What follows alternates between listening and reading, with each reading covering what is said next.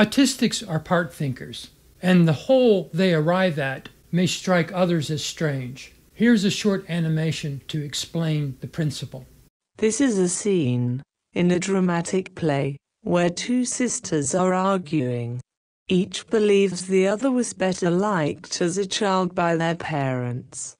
Their unproductive discussion goes on for a while.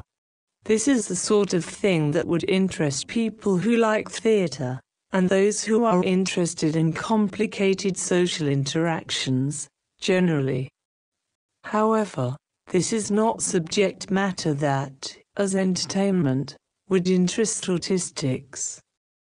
Instead, the autistic may pay attention to the lamp between the sisters, and more centrally on the fact that there are two shadows being cast by the lamp.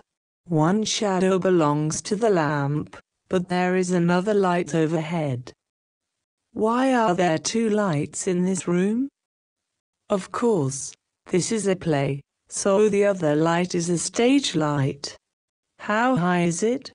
Is there someone in the fly loft fiddling with it? And so on. In the meanwhile, the autistic will not have learned the names of the sisters, so when those names are brought up later by other characters, the autistic will not be able to follow the story. Who did what, when, and why it matters. An autistic is apt to leave the theater with an entirely different understanding of the play than your typical attendee. In losing track of names, relationships, and information, they may perceive a mystery that does not really exist. In having the plot explained to them, they may find it less interesting than the plot they conceived on their own. For the autistic creator, this misperception may grow into its own form of storytelling, where enigma is cultivated. Objects in a room may become meaningful distractions for the autistic who learns the language of social interaction.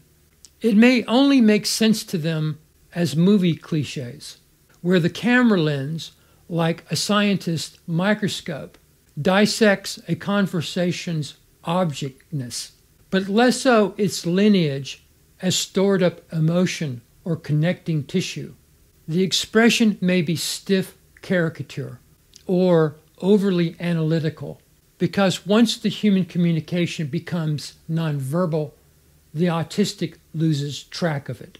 The nonverbal is always an enveloping fog, like an atmosphere in an Edward Hopper painting that shuts the viewer out.